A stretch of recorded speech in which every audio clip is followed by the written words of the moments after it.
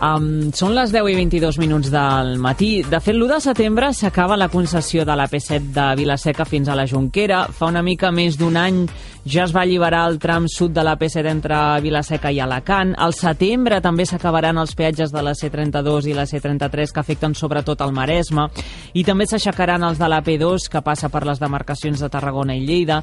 Amb la fi dels peatges, les concessionàries deixaran de pagar l'IBI a un total de 129 municipis a tot Catalunya. En global són més de 14 milions d'euros. Pros i contres d'una decisió que volem comentar amb el Llorenç Navarro, portaveu de la plataforma Prou AP7. Llorenç, bon dia. Hola, bon dia. Més pros o més contres amb tot això? A veure, t'explico. Nosaltres estem lluitant perquè hi havia els morts a les carreteres secundàries, a les nacionals. Vam analitzar i vam veure quin és el greu problema.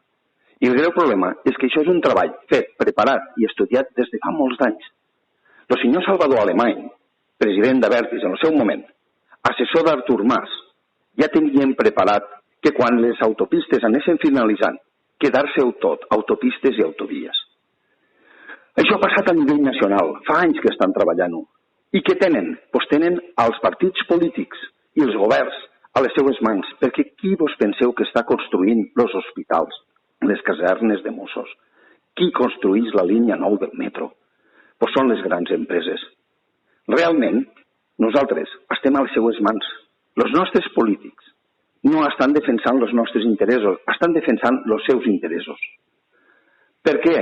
Perquè és fàcil que nosaltres paguéssim tot.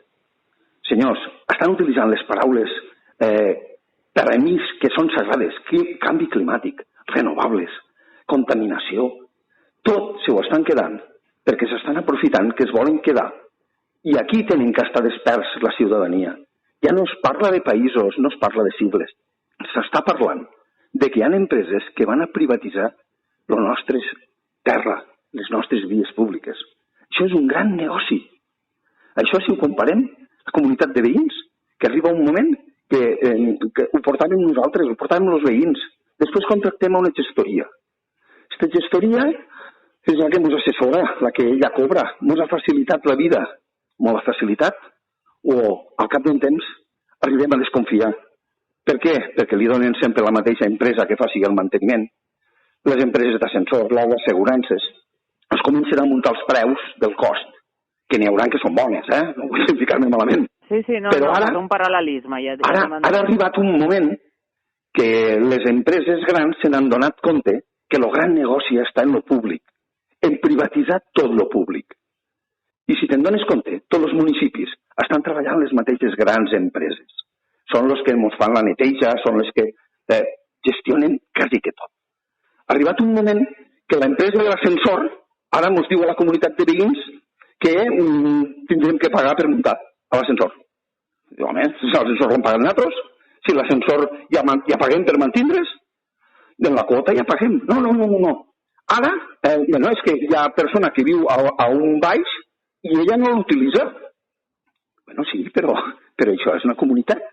No. No sigueu tontos que només li cobrarem a qui l'utilitza. Si n'anem de fora que paguen, aquells que també paguen, perquè, clar, l'estem mantenint tots.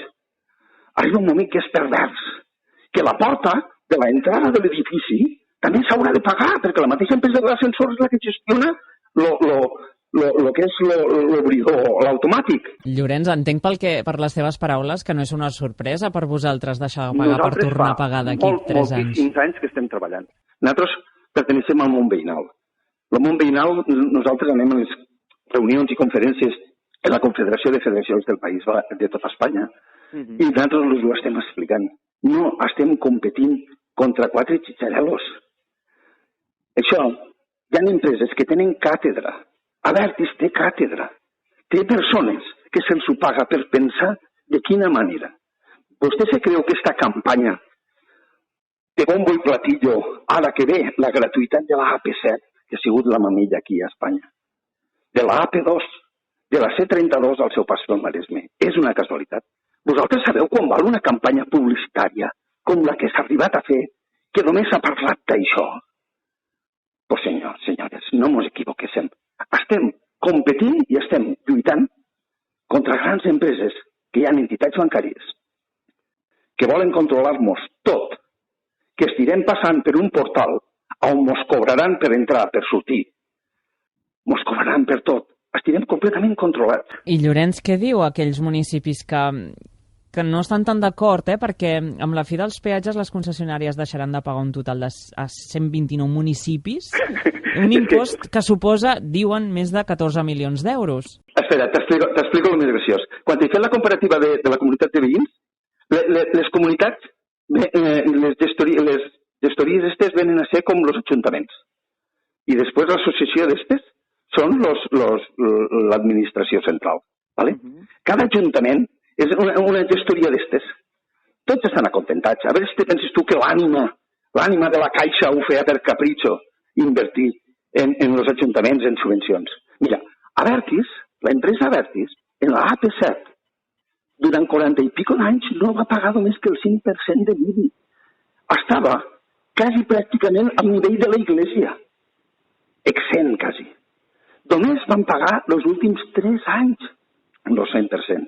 Estos ajuntaments, que ara se rasguen les vestidures de que no cobraran l'IBI, els han donat diners per festes, la empresa els ha contentat perquè ara ho reclamen, perquè no han pagat el 95% de l'IBI durant estos 40 i pico d'anys.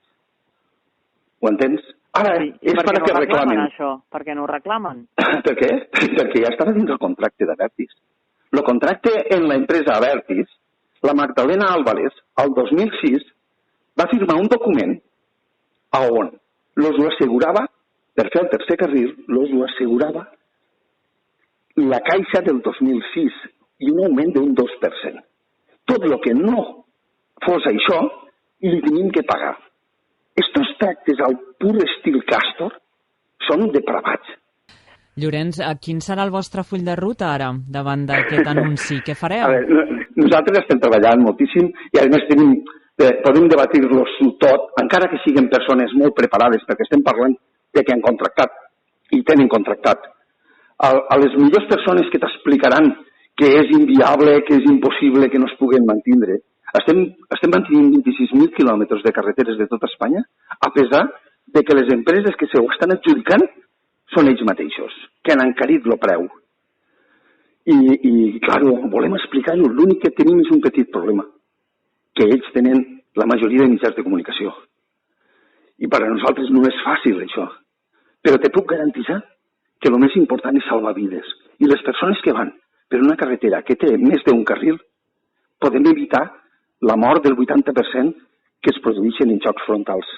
I estos se produeixen en carreteres que són secundàries i són nacionals. I per això estem lluitant.